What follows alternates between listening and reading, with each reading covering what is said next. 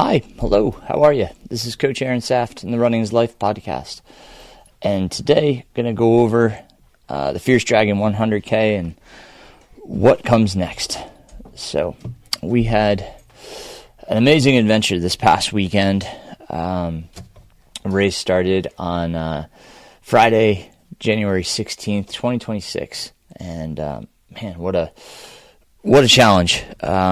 We'll kind of talk about this and get into it chronologically. So just to kind of set things up, last week was a pretty busy week. Wednesday, that would have been January 14th, we had an indoor track meet. So the track is not too far away. We drive a school bus down. It takes about roughly 45 minutes to get down there. Meet ran very efficiently. We were home pretty early, much earlier than the week before. And I just had to unpack the car. I kind of just got all the coolers and snacks and stuff out of my car, and then I had everything ready to go, packed and ready to go for the race. So I just threw it all in the car and got some sleep. It was 2 nights before the race, so I wanted to get as much sleep as I could. I was in bed a little after 10 p.m. and up about 6:30, so got a decent night's sleep, which was really nice. Probably put me a little bit behind schedule in getting out, trying to help my wife and my daughter get out for their day and make sure everything was ready for me to not be there, for the next couple of days. So I got out the door probably about 7:30 to drive to Vogel State Park, which is in North Georgia, near Blairsville, Georgia. It's just a small town, pretty rural community. Has more than I thought, which I found out and kind of talk about how that went down. So this is now Thursday, the 15th. And I was going down to volunteer. I was communicating with an old acquaintance. I used to coach, Nancy Lewis. She helps out with the race. I would say she's like an assistant RD, if not of RD status. She really does a lot for the race and kind of coordinates a lot for the runners and volunteers and the race itself. So I was communicating with her about where I'd be volunteering. Temperatures were supposed to be pretty low, about 15 degrees. So it was going to be pretty cold. So I just wanted to make sure I was going to be somewhere that, was protected from the elements.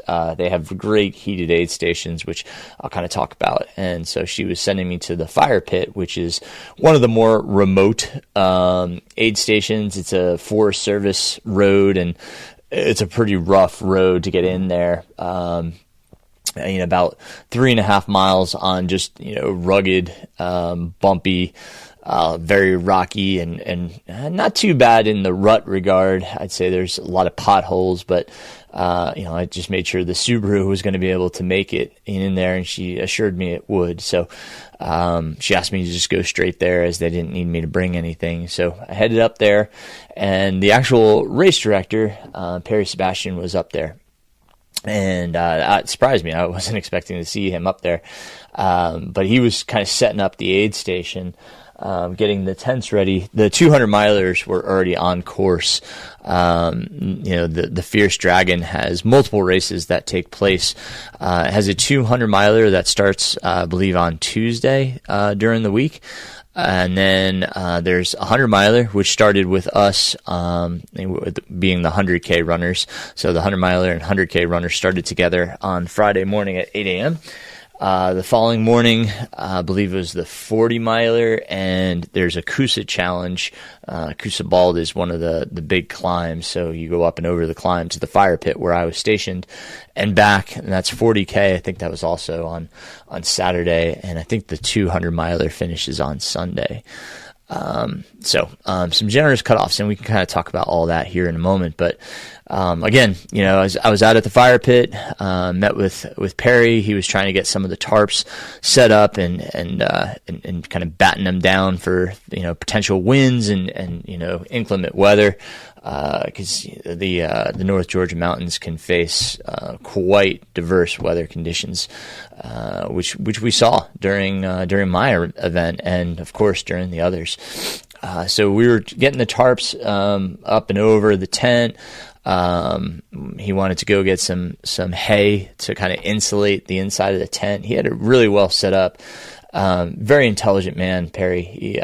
He's got really done his research and thought out his aid stations. He had diesel heaters, so he had these diesel heaters on the outside and blew the air into the inside of the tents and tried to insulate these roof tents, which would be kind of like, I'd say like a mini event tent. If you've been to a wedding, in these white large canopied tents, this is like a micro version of that. But he would throw the tarps over them to help insulate them, to help prevent wind from kind of blowing in, which was really nice to kind of retain some heat in there. He had these propane grills to cook and boil. He had stuff to boil water. He had heated blankets, so he was running generators, and he had electric going inside, so there are lights inside. Heated blankets on all of the chairs for the runners. Just really well thought out. It really was. I was impressed by what I saw, just helping set that up. So, we were waiting for Walter. Walter is in the 200 miler. He's got quite a schedule this year. So, anyhow, we didn't anticipate him being there for another few hours. So he wanted to run out to Blairsville to Home Depot and pick up some more hay and a few other supplies that he needed for the aid station. So we did it. A few things prevented us from doing our original timeline, trying to get back in an expedited fashion. There was a few delays, so we ended up missing Walter, unfortunately, which is something interesting about the 200 milers. There's the aid stations, it's really hard to find volunteers that can man these aid stations for the duration of the event. So many of the aid stations for the 200 milers were unmanned. And then for ourselves, there'd be like one person, maybe two at an aid station. So not a large number. I think there's 4 or 5 people in the 200 miler. So, not a lot of people to cater to. There's only 3 people in my race, more in the 100 miler. I think there's about maybe, could be quite mistaken, but about 15 in the 100 miler. 40 miler did have quite a few people in the 40K, but yeah, very small race. Very self-sufficient in that regard. Crews have good access. He makes the aid stations very manageable distances between, and we can kind of talk about that as well. But anyhow, so we missed Walter. I felt bad about that because that's kind of what I was there to do, is to make sure I helped the runners. I ended up helping Perry, but did my time there, volunteered, and had to get back to Vogel. We were originally going to camp, but due to the forecasted weather and the low temperatures, I couldn't imagine trying to cook and camp in those temperatures and being comfortable getting ready for a race. So I switched our reservations over to a cabin, which was the right call. So anyhow, I went back to Vogel to check in for my cabin and kind of get settled in, get my bags ready, for my crew. They were getting in a little bit after me. But yeah, got settled into the cabin, which was really nice, and walked over to packet pickup. Perry really does an amazing job with taking care of the runners. We receive so much swag, from sweatshirts to trucker hats to buffs and pottery glasses and etched glasses. Like, we receive so many gifts for doing the race. The poor guy probably loses money on this event, but really, does give back to the runners and wants the runners to have a great experience. I got checked in, saw Nancy, got to meet her actually for the first time, which was great. Pick up all this stuff, ask a few questions, went back to the cabin, just had a little bit of food, just trying to make sure I had some energy for the next day, and kind of waited for my crew to get in, and realized that they had given me 2 sweatshirts. So, walked back over, gave them that sweatshirt back, and on my way back, my crew drove in. So good timing. We got back to the cabin, got them inside, got them settled, and we're kind of going through everything, all my gear, what I would expect, what I would need, food-wise, all that kind of stuff. And, really just got settled. Everything was nice. Like, I didn't feel rushed. I didn't feel pressured. I didn't feel stressed. I didn't feel nervous. I actually felt like I was in a really good place. We'll get into my gear here and talk about what I decided to go with, because I went with a few different things than I had previously talked about in the last podcast. But yeah, so we'll get to that in a moment here. But yeah, overall things were good. We did have some questions on the course.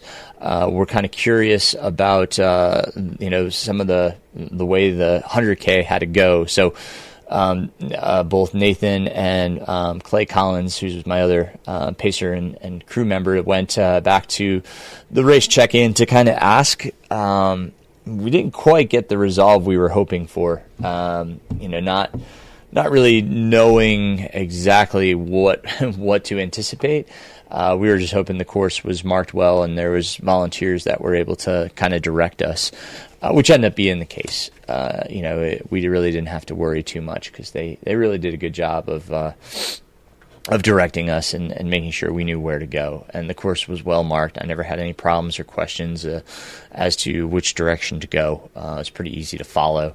But anyhow, so with all that said, they came back. We kind of talked through some more things, made sure we were all on the same page, and then we cooked up some dinner and really just kind of settled in. We had a nice night just kind of talking and relaxing. We didn't even turn on the TV or anything. We just enjoyed talking and just relaxing around the cabin, which was pretty refreshing. To just have that nice conversation, that connection, and things remained just really calm and just relaxed. I really loved that. It was refreshing. So went to bed about 10 p.m. Had alarm set for 6 a.m. Race start was at 8 a.m. So I woke up. And this is probably my biggest mistake of the day. I'm not good with coffee pots. I put way too much coffee in and brewed. Once I tasted it, I knew it was too strong and it was going to really hurt my stomach. So I didn't drink it, which, for coffee drinkers to not drink coffee is definitely an issue. And that surfaced later in the race. We'll get into that in a bit, but that was my only mistake of the day. That, and I brought this kind of overnight oats product that I can get at the local grocer. It's called Mush, M-U-S-H. Like I said, it's just overnight soaked oats with, some kind of flavor. I opened up and I saw that it was pretty dry, which they're never dry. They always are, pretty moist, pretty wet. And this one was pretty dry, and I took a bite, and right away I knew that it was expired and it was awful. So got rid of that, tried to wash my mouth out, and thankfully I brought another one. And that one was good. And I'm grateful for. So had my mush. And, we had everything ready. So really all I had to do was put on my stuff. I went with my tried and trues. So to talk about gear a little bit, I went with what I trusted, what I've trusted for years. The temperatures were still in the teens, at the race start. So, I went with my Innovate Storm Shell. that jacket has gotten me through so much. Hard rock, UTMB. Like, I mean, if you look at old race pictures and I'm wearing something neon yellow, jacket that's neon yellow, it's probably my Innovate shell. Just decided to go with that because I love that jacket. It's served me so well over the years. I'm comfortable with it. I know it. I trust it. So, I use that as my outer shell. Underneath, I wore a smart wool base layer. That was my Against the Skin. And then I had one of my True Works hoodies that I've been wearing. Wore that all through December. All those miles I typically was wearing that hoodie. And I could put that in the show notes. It's Hunter Orange. They're great. I love them. I'll put that in the show notes for you guys. They're just so comfortable. But that was, that's what I wore on the upper. On the lower, I've got these briefs from Brooks they're super old. They were the Equilibrium brief. I've had them for years. Again, another tried and true piece of equipment. You can't find them anymore, but, I can't beat them. I've never found anything to replace them. On top of that, I wore the Exoskin 3/4 tights. They come just above the knee. And then I have an old pair of Nike long tights that I wore.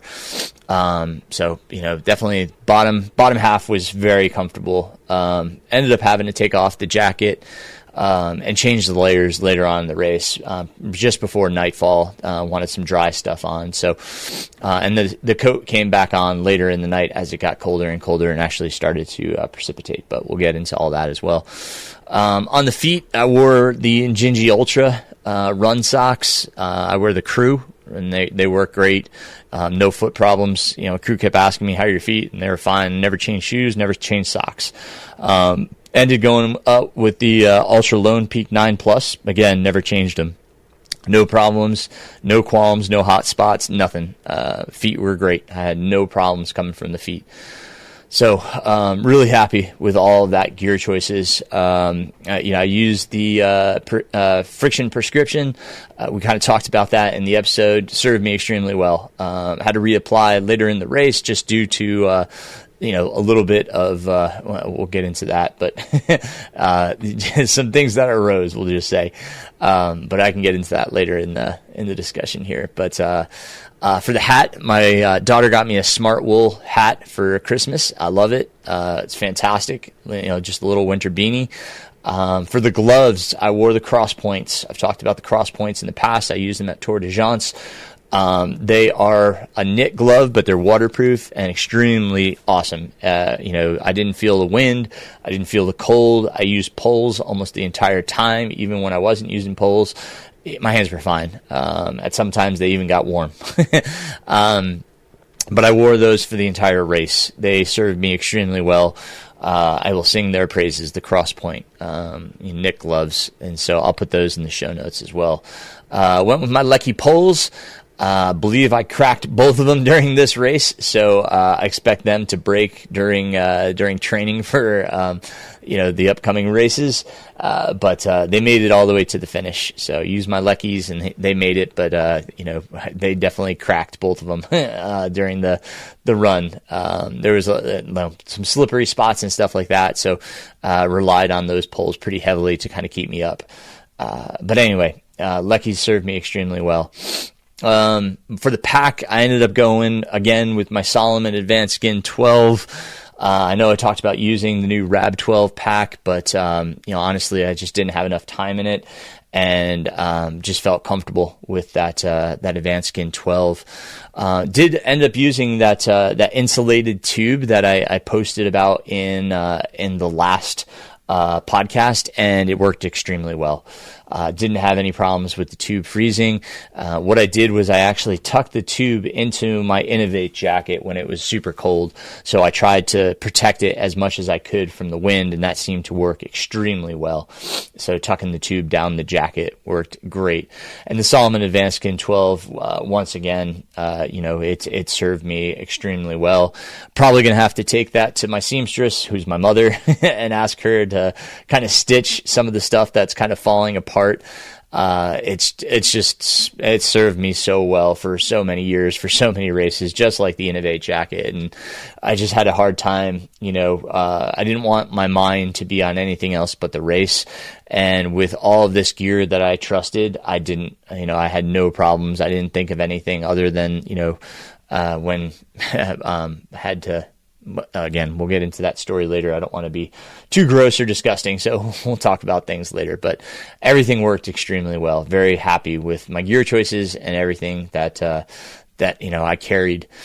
So far as nutrition goes, again, I've based on what I did in December, I really just did the same thing here. Ended up taking some bigger calorie dumps later in the race, just kind of eating a lot more, and we'll kind of get into that. Few things that were learned there, and that's what caused some of the problems. So again, some lessons learned on the nutrition front, but to kind of go over what I had. On the salty front, I had goldfish that were saltine, so saltine goldfish, Dots original flavor pretzels. I had Haribo gummies, gummy bears, and gummy Coke bottles. Orchard bars, I had about 4 different flavors of those. I had Snickers bars, Twix, and Reese's Cups, and Butterfingers. So I had a lot of different options, to kind of dip into. And then when I saw my crew, they had Orgain shakes, which, again, lesson learned there. That's what caused some of the problems, and we'll kind of talk about that. But I had those. I had instant mashed potatoes and some instant noodles as well, all for hot food options when I got in, and they all were spectacular. Minus the fact that I probably drank too much Orgain at one time, and that's what we'll get into. So, with all that said, the start at 8 a.m., I didn't realize we were starting with 100 milers. I thought they were starting earlier, so that was a surprise when we got there, but a welcome surprise. I got to run with my friend Sarah Jones for quite some time, and with Blake, who was the eventual 100K winner. He stayed with us for quite some time before he took off, and he ran an amazing race. It was his first ultra, so credit due to him. Very nice young man. Just got out of the Coast Guard, trying to start his own business. I sincerely wish him the best. He ran a tremendous race, so kudos to him. But yeah, I got to run with Sarah for a very long time. She was doing the 100 miler. So what happens here is, you start in Vogel Park and you head out, you head down, Wolf Creek, which is the old way that both, Cruel Jewel and Georgia Death Race used to go. So we went down Wolf Creek and, it's a nice downhill. It's surprising how long of a downhill it was. We were going down it the second time, Nathan was pacing me at that time, and he was like, man, this is going down for a long time. But it was nice, some ice and stuff. We were just moving carefully. I didn't want to take Sarah out too fast. Like, I didn't want to ruin her race. But I was also just, letting her take the pace. I wanted to go out super easy. I kind of talked about that in the last podcast as well. Like my last training run that I did on Shut In, where I went out and back, I feel like I just went out too hard. So, I was making a concerted effort to really just to go out slow and easy. And, that extremely helped. She kept trying to push me off. So eventually I did. I didn't want to screw up her race or anything, but, we'll get to that point. So you cross over Wolf Creek, there's a road crossing, and then you begin a long ascent. Now, on the first time, I really didn't notice the ascent. It is a long, sustained climb. Perhaps it was because it was so early in the race. It was daytime. I was fine, like feeling good, enjoying it. Definitely effort was, well within me. I felt like I was going and doing the right thing. So, we continued to climb. Sarah would point out, various points in the course. Hey, don't miss that on the way back, because we'd be coming back a similar route. And again, we'll get to that. But she kept pointing things out to me, which was fantastic. The climb continues until you get to the top of Kusabald, and she showed me the Kusabald summit marker. We tap that, and then you have a nice descent. And that brings you into the first aid station, a little over 8 miles into the race at the fire pit where I was originally working the day before. We got in there. My crew was there. Cecilia was there. Cecilia has been on the podcast. She talked about the Fierce Dragon 200 on this podcast. She's run that. She's an amazing runner in her own right. She was there. I really didn't need much. They gave me a new water bladder. The next leg was only like 5 or 6 miles. It really wasn't too far to Mulkey Gap. So, I really didn't need too much, but, they're like, hey, just, to be safe. So, fair enough. I was, plenty warm, no problems there. Everything was fine. I could honestly feel a little bit of a headache. I knew it was there behind my eyes, again, from not enough caffeine, not drinking my coffee. I could feel that there. So, noticed it, but it wasn't too much of a problem at that point. And so, I could tell, Blake was kind of in a hurry. He tried to get out of there as fast as he could. He was certainly racing. And whereas I was there, on a different mission, my mission was to finish and get my qualifier for the Uray 100. So, I at that point in the race, 8 miles in, I really did not have concern for, pressing and trying to make it, as fast as I could. So, Sarah headed out a little bit ahead of me, and I just made sure I had everything I needed and caught back up with Sarah. And he was pushing ahead at that point already. Blake was, really pushing, and that's fine. He's running his race. So, I was making my way with Sarah. We were just talking through things, talking about life and stories about the course and races, all this good stuff. Things that runners do when we're out there. Again, some icy patches and such, but nothing that was really too bad or too dangerous. Thankfully, we just kept making our way. On our way to Mulkey. On the way to Mulkey, there's let me think about this. Trying to think of where I am in the race. Is trying to think. I think. Let's see. That's a quick segment to Mulkey, and then at Mulkey, my crew was there again. They said, we took the service road, and man, it took a lot longer than we had anticipated. We got here just before you, which, grateful to see them. It was the first time I had some hot food. I just wanted some noodles. Just was great to eat. It was right on. We were looking at Ultra Pacer, and for some reason I had some mistakes. It's probably my own fault on Ultra Pacer. It was saying times and things that didn't quite make sense throughout the race. So I think I goofed up somewhere on Ultra Pacer because it wasn't lining up. I had it set for a 20-hour finish. I thought that was totally within my means. So, I was still fine. I was right around where I should be at that point in the race. So no big deal. But yeah, I had some food, reset my pack.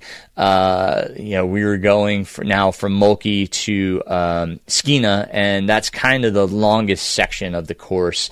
There is, he calls it a pointless elevation gain. It's this out and back that you have to do in both directions, where you just go straight up the old Duncan Ridge Trail and back down, and then continue your way out. And on the way back, you do the same thing. I'm kind of with Sarah at this point still. She again got out of the aid station a little bit before me, since I stopped to eat and kind of take care of a few other things. And so I caught back up with her. There's a climb right out of Mulkey, so I caught back up with her.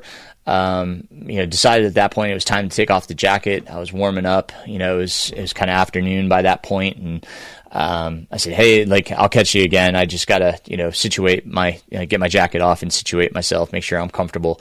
So, I did that, took a moment there, a beautiful view where I was. That's the great thing about the course, and during the winter is you get these winter views. You can see both sides of the ridge, just really gorgeous area, beautiful mountains. And, she kind of mentioned that, you probably, don't really think anything of this, or, it's something that you get to see every day, but honestly, it's beautiful every time you see it, and it being a different place, it's just great. I was enjoying looking around and kind of being immersed in the mountains, just being grateful for the fact that I was out there. I was in a really good mental space. Wasn't looking at my watch, wasn't concerned about mileage or time. I just really was enjoying the day, which was, it was what I was there to do, and executing that to the best of my ability. And I felt like I did that. So, got everything situated, caught back up with Sarah. We got through Fish Gap, which after you there's nothing at Fish Gap. It's just a point on the course that's noted, because just beyond that would be the pointless elevation gain. So we knew that was coming up.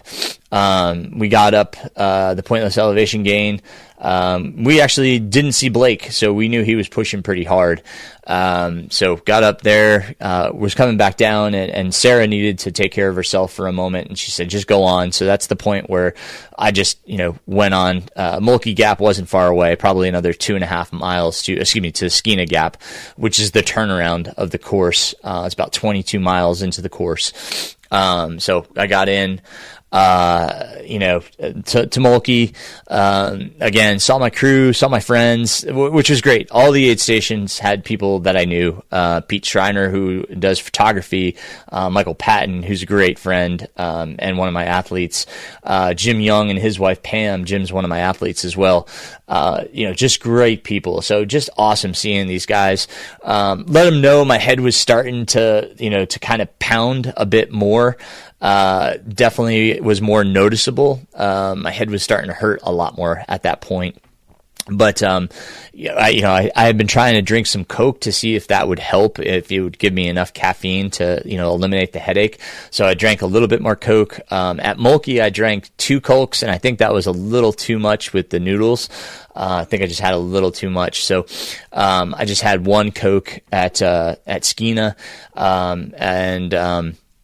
let's see, a little bit of food there. I took in, one of the Orgains. Got in, it's about 250 calories and a little bit of protein. I think it's like 16 grams of protein in one of those. So, it seemed to work well. Got my calories back up, ate a little bit more coming out of the aid station. I think I had like an apple pie. I brought these like, Entman's apple pies and a few of the little bites, kind of the chocolate chip muffins. So packed those, those were going down well. So, had a decent amount of calories coming out of Skeena.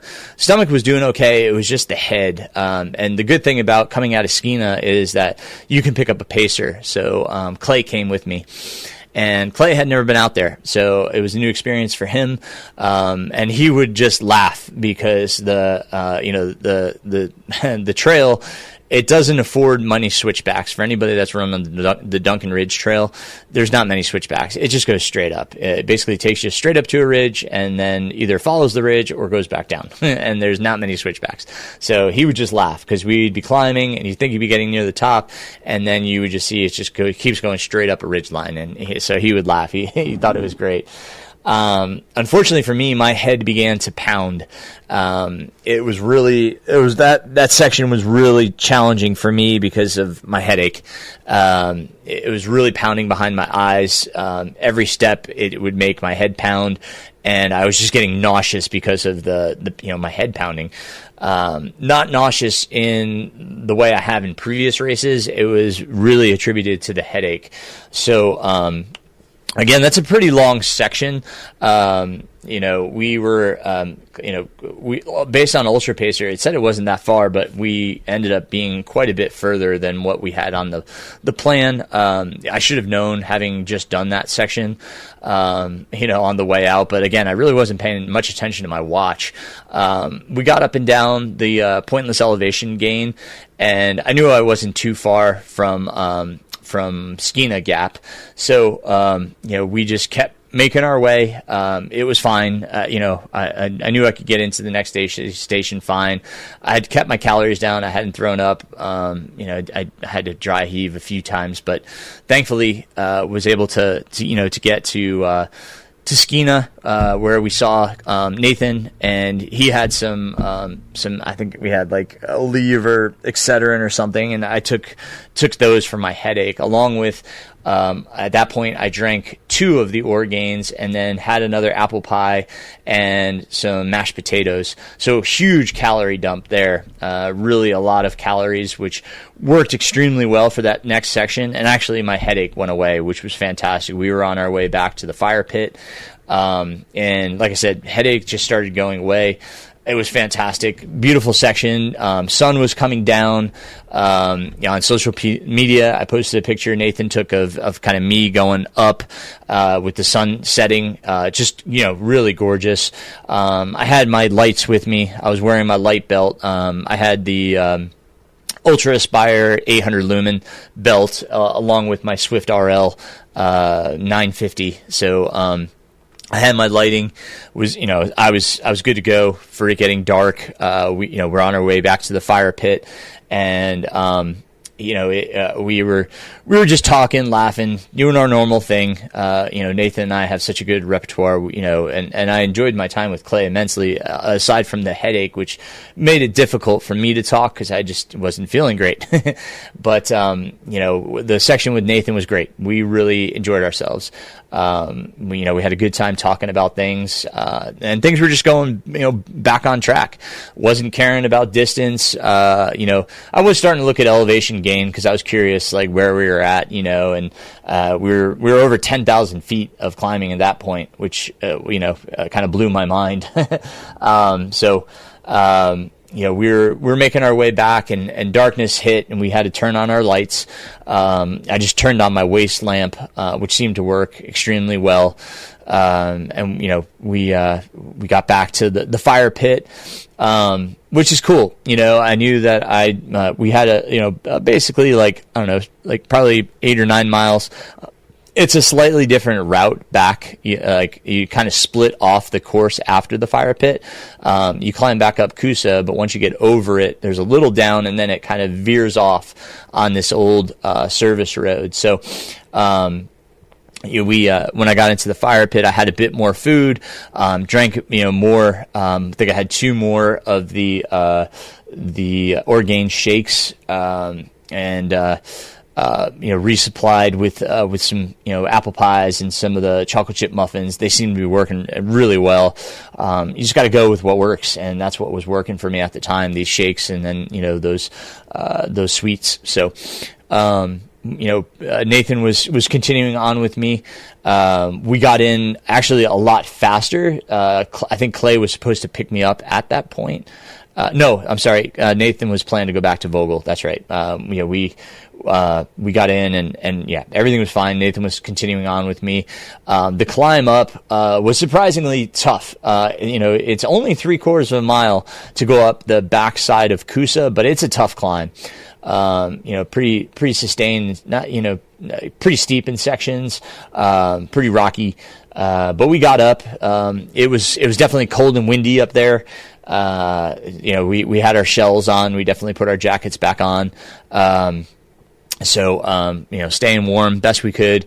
I was fine, with whatever, what I was wearing. Temperatures were significantly dropping though, so, quite noticeable. But again, still in a great mental state.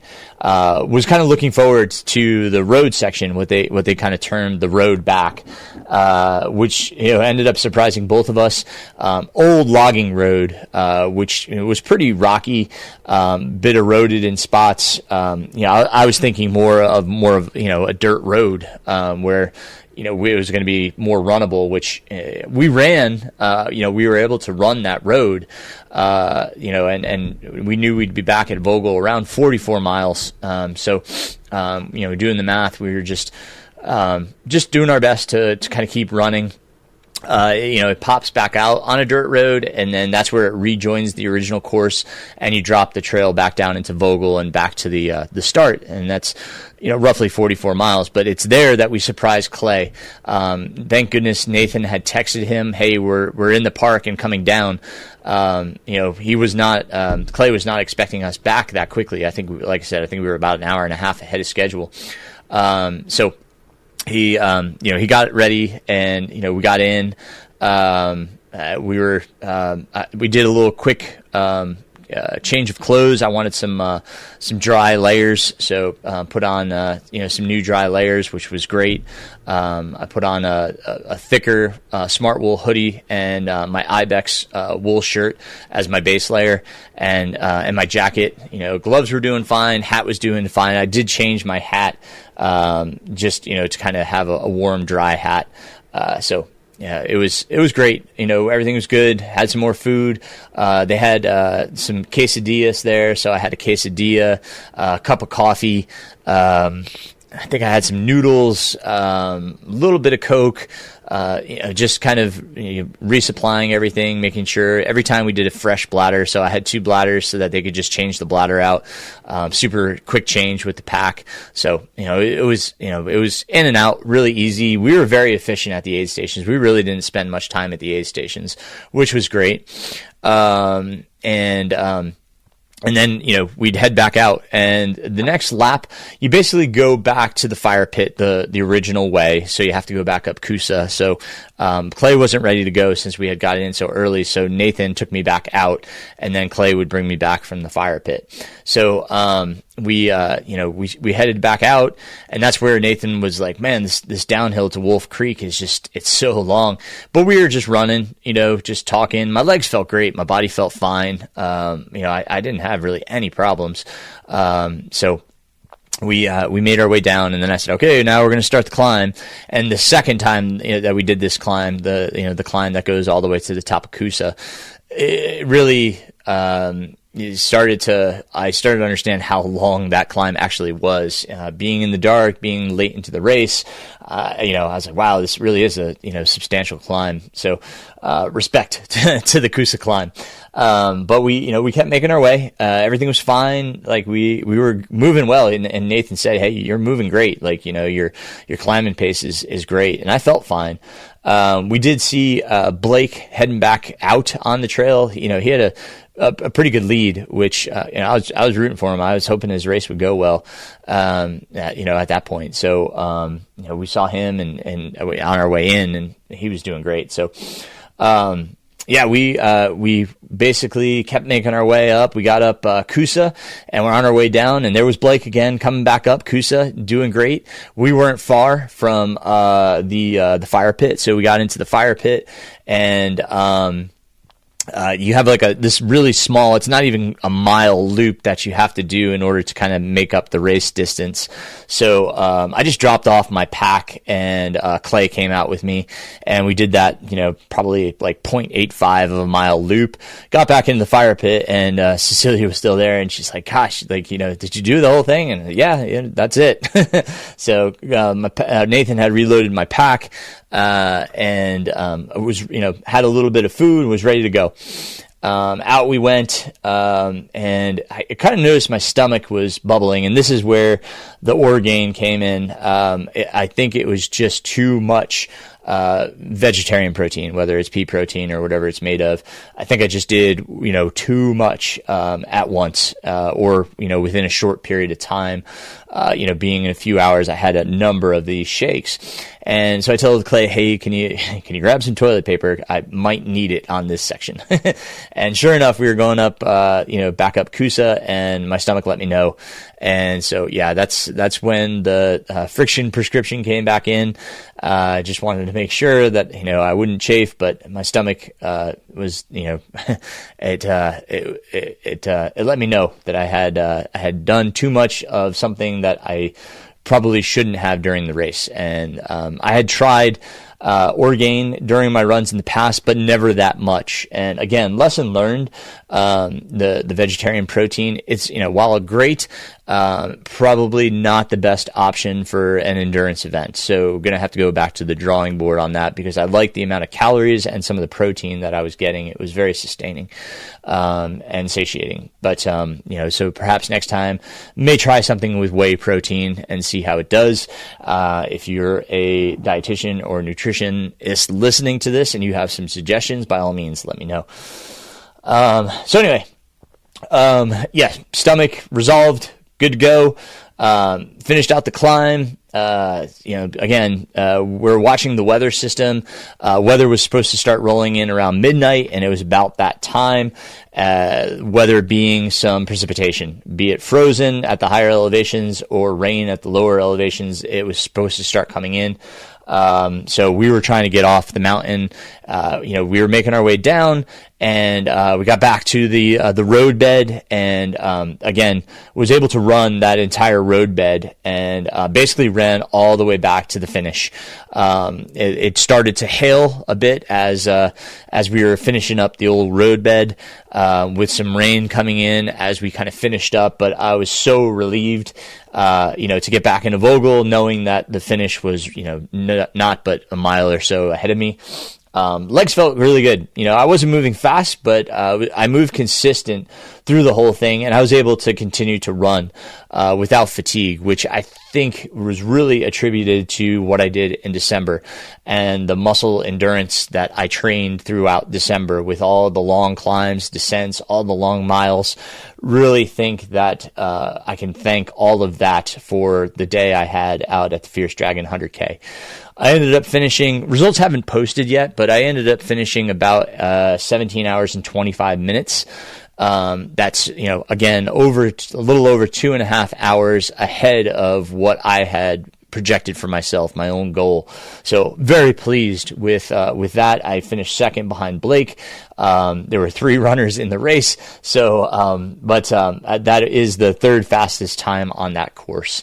Blake has the second fastest time. A young man, by the name of Yuri, holds the course record in a little over 15 hours, which much respect for running that fast on that course. But very pleased with that result. Very pleased with the way my training turned out. This week has just been recovery. I have just been going for walks with my dogs, walking around at track practice. Really just kind of enjoying, basically a few days off. I'm taking, about a week off, and then resuming my training. I've already started building my long-term plan in training for the first race in June for the Rocky Mountain Grand Slam, which is the Scout Mountain 100 out in Pocatello, Idaho. That's June, I believe, 5th, that race starts, so about 19 weeks out. So, going to get this recovery, take a little bit of time just to kind of get my feet back under me, and then I'm going to start implementing some hill strides and perhaps some fartlek. I'd like to get a little bit of turnover coming back, and then I'm going to hit kind of a long lactate threshold cycle while building up some volume again. My max volume phase hits at a pretty good time for a June race, so should be able to put in some good volume. I'm really pleased with the volume that I hit. Of course, in December it'll be nothing like that, but I'd like to kind of get some of the those upper 90 to 100 mile weeks back in me if I can, with some good climb and descent again. Implementing a bit of treadmill hiking and some Stairmaster, just to kind of build that muscular endurance side of things, kind of get that training going. Coach Will has 2 days of strength training, so I'm kind of putting a lot in there with hopes of kind of keeping this muscular endurance, this aerobic base that I've built for myself to move forward and kind of gain a little bit more speed, a little bit more fitness, in hopes that it helps me at some of the higher elevations that I'll see in the Rocky Mountain Grand Slam, and hopefully a little better fitness to help me carry through and finish these races a little bit faster, or at least be able to recover a little little bit quicker. So that's all my hopes. And again, really happy with the way Fierce Dragon went.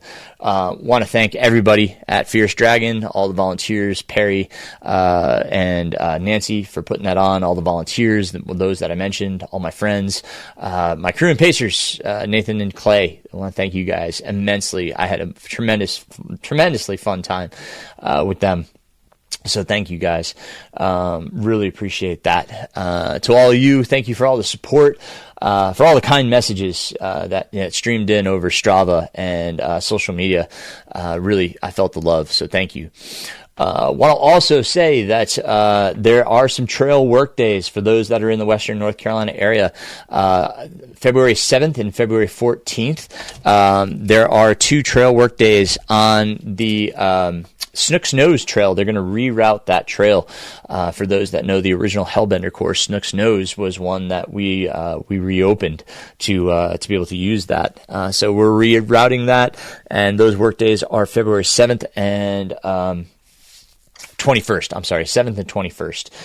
But I will put the link in the show notes if you're interested in checking those out and getting more information and signing up.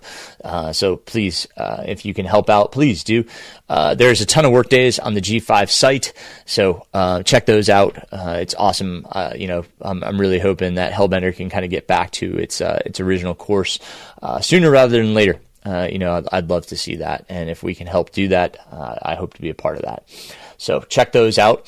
There's also a new race in Tennessee that they were talking about in the Fierce Dragon. There's a race in Tennessee. It's called the FSR, Forest Service Road 100. You can check that out. I will put the ultra sign up link in the show notes as well. I believe that race is late October, if memory serves correctly. But again, I'll put the ultra sign up link in the show notes. As always, I want to thank you guys for listening. Thanks for being a part of this podcast. Thanks for all the love and support. Questions, comments, concerns, don't hesitate to reach out. If you're looking for coaching, you can, check out my website, runningislife.run, and kind of see what I do, what I'm about, my philosophy, how I engage with my runners. Happy to have that conversation. You just reach out. All my ways to reach out are in the show notes, and I will send you my call schedule. Hopefully we can find a time to connect and talk about coaching. I'd love to have that conversation. I charge $150 a month. I don't have a contract, so you can stay with me as long or as little as you need. But really happy to have that conversation. It is my full-time job. It's what I love to do, and I continue to try to do my best and learn more to better serve those that I coach. So I appreciate everybody. Thank you all. Until next time, keep moving forward. Running is life.